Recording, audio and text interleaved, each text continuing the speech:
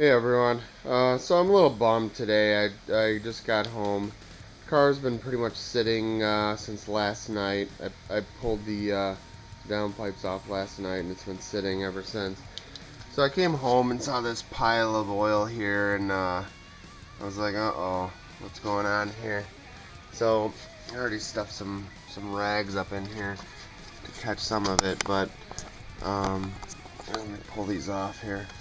So there was oil dripping down onto the axle shield, and looking over here, it appears that oil is leaking out of my turbo.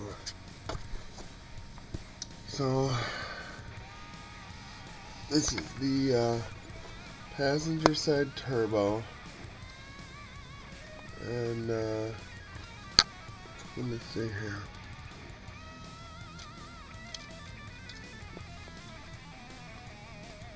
Yep. Looks like it's definitely coming out of the turbo.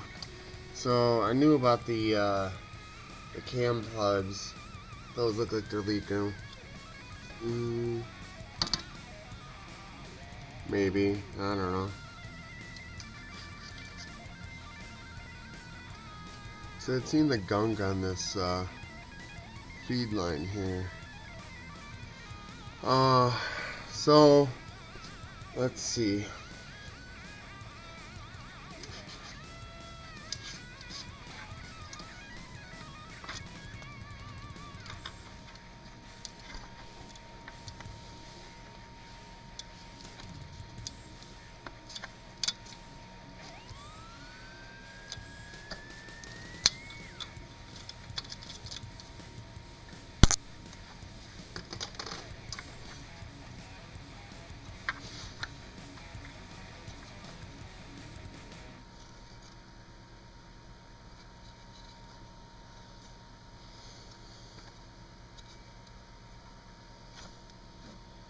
I don't really know how to check for shaft play.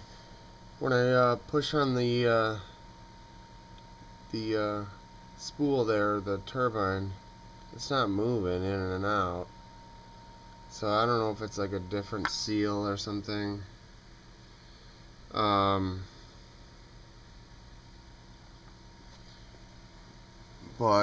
I mean, I got the engine at an awkward angle, so I'm gonna do some research and see, like, well, is it leaking this much oil because the engine's at an angle like this and the turbo is kind of tipped down?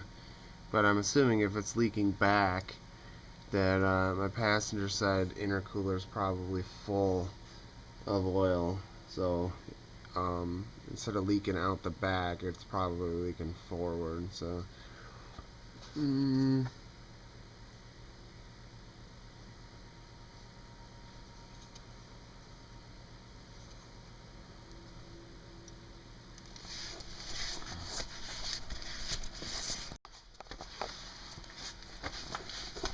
Okay, so the passenger side is for sure leaking.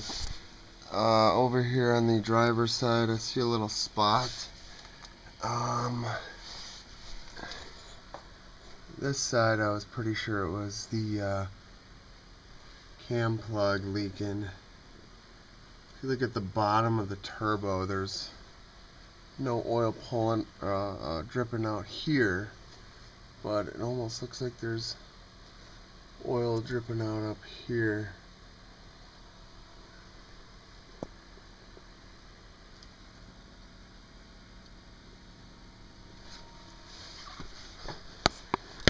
This the wastegate and all that are coated in oil and crap. And you can see the hose clamp and the lower hose coming out of the turbo. That's all covered in oil.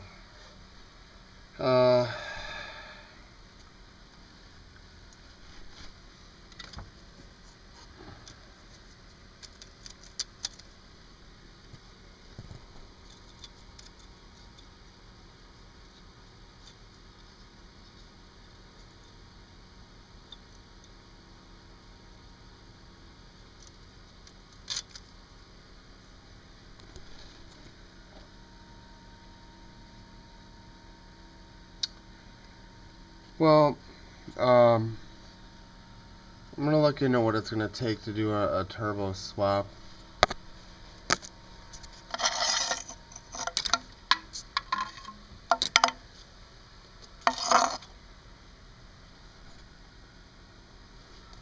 Not all is lost. So these are the stock KO3 turbos.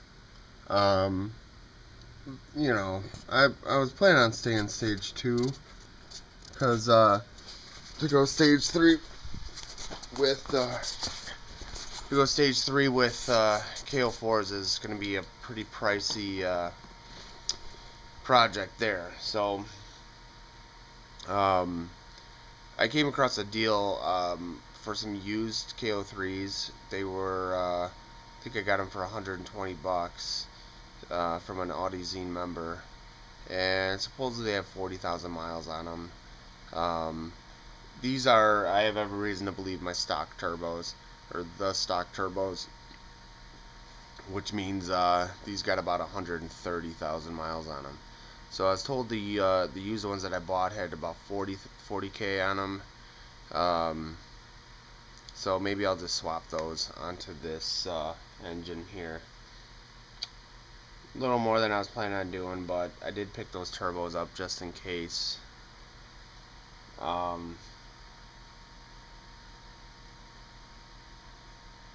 Yeah, I wanted to get this car buttoned up and done this week, but I don't know. Seems the downpipes were the easy part of the problem here, so thank God I was able to crack those off. But I guess it doesn't matter. If I'm replacing the turbos, it doesn't matter. I could have just pulled the turbos with the stock manifolds off, downpipes. Yeah, so I took a couple pictures. I'm gonna post them online, ask some questions, but I'm guessing there's some sort of turbo seal that went bad in my passenger side for sure. Not quite sure what's going on the driver's side. Like I said, it's not pouring out the back of the turbo, but it looks like there might be something leaking towards the front side of the turbo. So stay tuned. I already got the subframe pulled or disconnected or whatever. So at this point, I'm not sure, but I could probably wiggle out the whole engine and transmission and subframe and all that.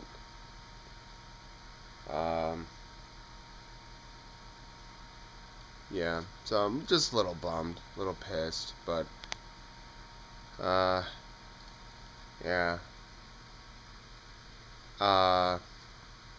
So stay tuned for more.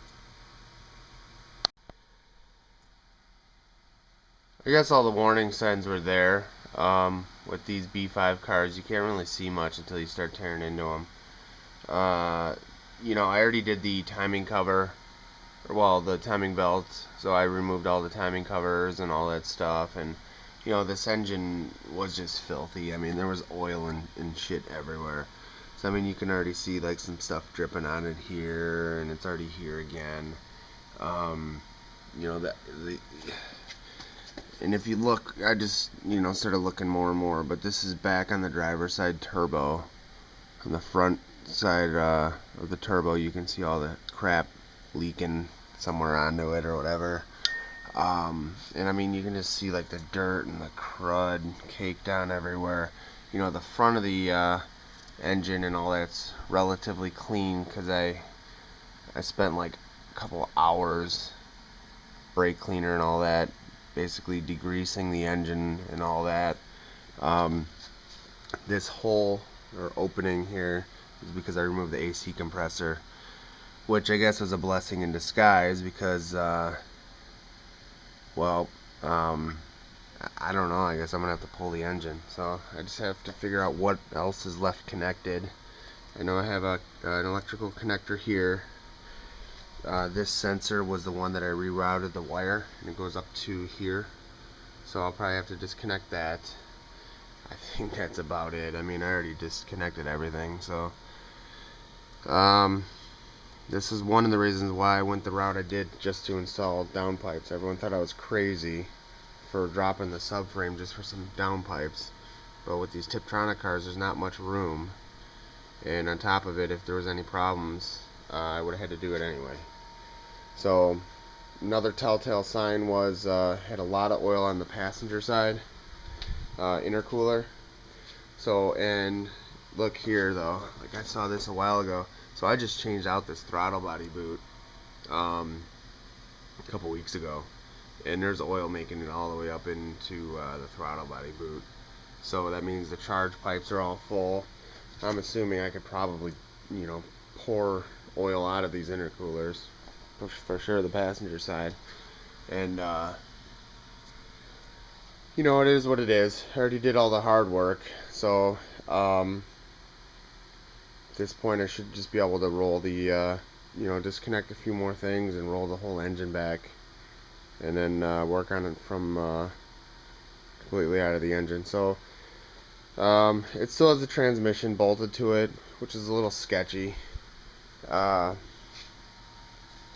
it's all kind of hanging down. I heard the transmission's like 350 pounds.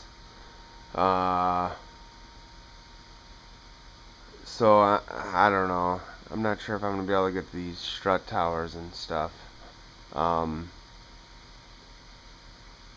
I'll be able to get those out, like keep them connected, I guess is what I'm trying to say.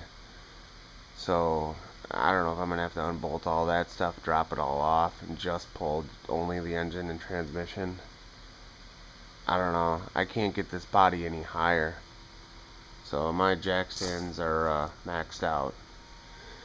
So if I was in a shop, this would be on a lift instead of jack stands, and I'd just be able to basically lift the entire body over and off this entire subframe and struts and all that. I could just put this back together and play dumb and be back at this point in another year or less. These cars aren't really worth that much money. So I mean, I think I might as well just fix it. Just do it right. But I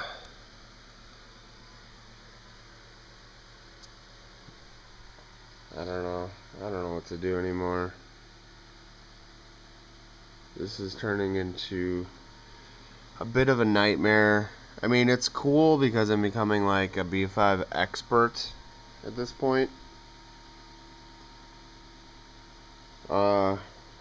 I don't know. I don't know if I should bolt. Maybe I should bolt the subframe back into the car. I guess I could do it that way. Bolt the subframe back up, and then unbolt just the engine and trans. Slide those out. I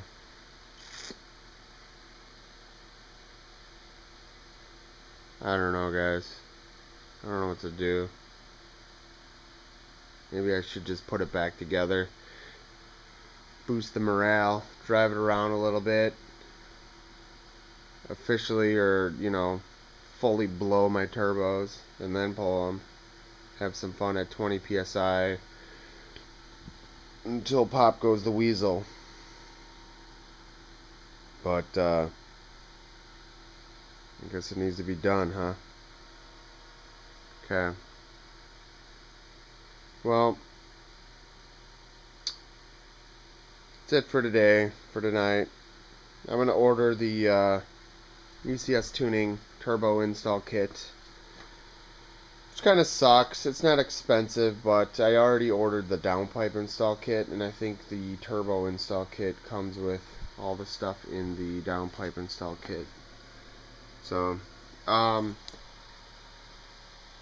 well, guys, looks like we're going to learn how to install some turbos. Yeah. Okay, well, like I said, all I can hope is that the used turbos that I bought are decent. That's all I can ask for. So I didn't want to sink much more money into this. And we know how all that goes, but I mean, I guess I'm saving a lot of money doing all the labor myself. Um, man.